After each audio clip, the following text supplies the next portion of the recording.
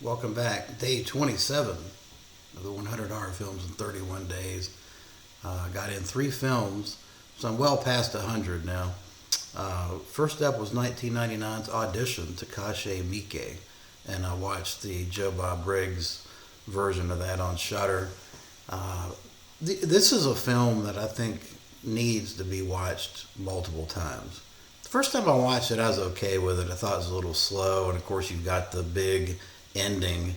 But as you watch it multiple times, I think there's a lot more depth to it. The initial premise is that this guy lost his wife, he's lonely, and he holds an audition under the pretext of finding a girlfriend.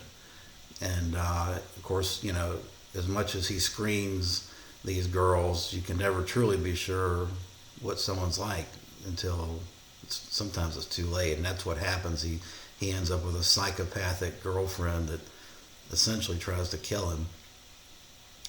But a lot going on. This movie, there's a lot, in the slow burn, I'd say the first hour, where most people are saying, man, this is slow. That's where a lot of interesting things are happening if you've seen it more than once.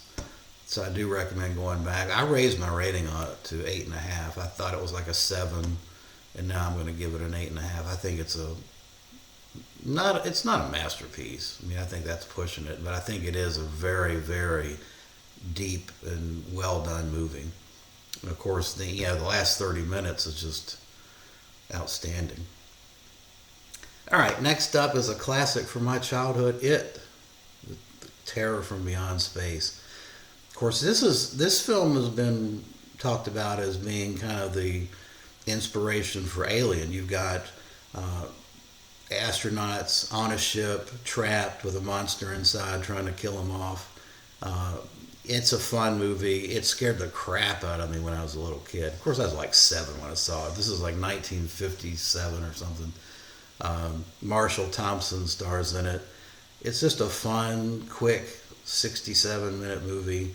Highly recommend it. Unfortunately, this Olive release doesn't have any special features. I wish there had been an audio commentary track or something on this, but the print looks good. It's just sparse. Basically nothing as far as special features. Next up, Drag Me to Hell. I have not upgraded this yet. This is the Sam Raimi film about a girl that not a bank teller. She's a loan officer that basically denies extending a loan to this Hungarian witch, and the witch, of course, puts a curse on her. It kind of plays like a black comedy, a la Evil Dead 2. Maybe not slapstickish as that, but Sam Raimi, did this, and it does have some comedic elements to it, particularly when the old woman is attacking the girl in the car.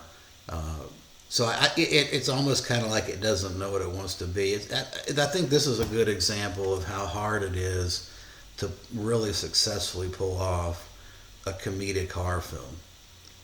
But when you do, whether it's Evil Dead or Evil Dead 2, for example, or even Shaun of the Dead, I think is great.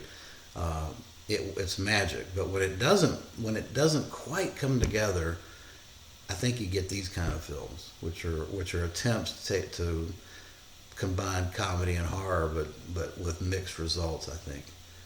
I mean, it's not a bad movie. I enjoyed it for what it is. I just think it's around that 6.5 out of 10. It's just a little bit of a miss, in my opinion.